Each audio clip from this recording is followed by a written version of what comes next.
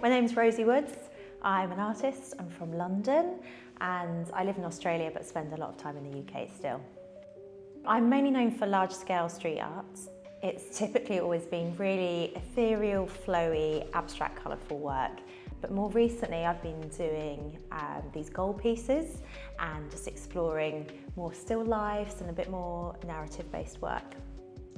So when I first started painting murals, it was this whole culture, graffiti culture, that I was just learning about, you know, like not copying anyone's style and like producing your own work. And I really went out of my way to make sure I was doing something different, to make sure that I was expressing myself in a way that felt authentic to me, but was in no way, shape looking like anything else that was on the streets. I did some really kind of like weird stuff in the beginning, some like stuff to me that feels quite, that makes sense in my brain. And I look back at some of the murals I created and I'm like, they're a bit strange, like really odd shapes and like weird floating forms. And I kind of love the weirdness of all that. And then I guess since then I've really tried to develop like the 3D-ness of my work. Because I work in 3D modeling software, I want it to feel 3D, I want it to feel weighty, but also have this sort of like ambiguity, like is it real, is it abstract?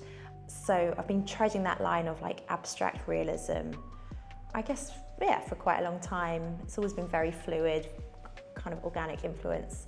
And now we're at this gold era. I've always been attracted to shiny things and I can't tell you why. I'm like a magpie.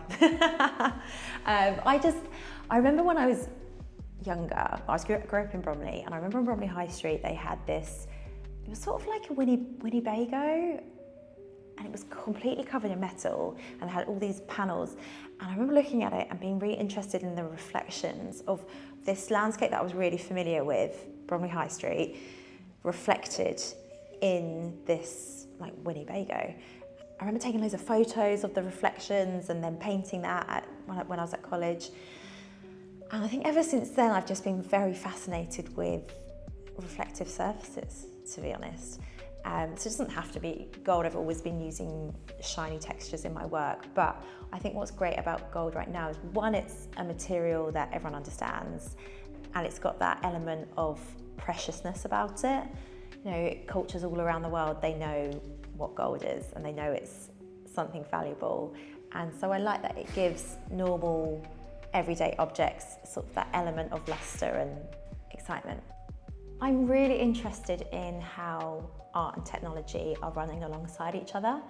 And I grew up at a time where Photoshop was just coming about, and we all got our first phones when we were like 14. They were, you know, those really rubbish Nokias, but it was the start of the internet era, MSN Messenger. And so I feel like I've grown up my whole life with this real advancement in technology, especially what you can do creatively on a computer. So I started with Photoshop, and now I've been exploring 3D modeling software and what you can do with that to produce visuals that we could never have really produced before.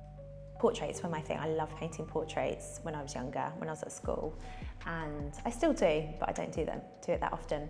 And then I did a fine art degree, and when I was studying, I think we came across this, I'm going to forget the theorist, but there was an art theorist who was talking about the fact that with abstract artwork, you are seeing like the truth of what humans are capable of, in terms of if you paint a flower or like, you know, like a cup of tea, we know what that is. But if you paint something abstract, it's, you know, it's a whole different form of human expression that doesn't exist in the physical world. It's pure imagination. And that's so unique to being human that I just really wanted to explore abstract works and imagination, just to see what could come out of me that wasn't present in the physical world. And I think that's why I still really appreciate and enjoy abstract art, because it's soul-based. It's nothing to do with the world. It's like it's from your guts, inside out. I just hope it really sparks your imagination, like I was saying earlier, because I like to have that sort of edge of, what is it? Or like, I understand what it is, but why is it in that color or that texture?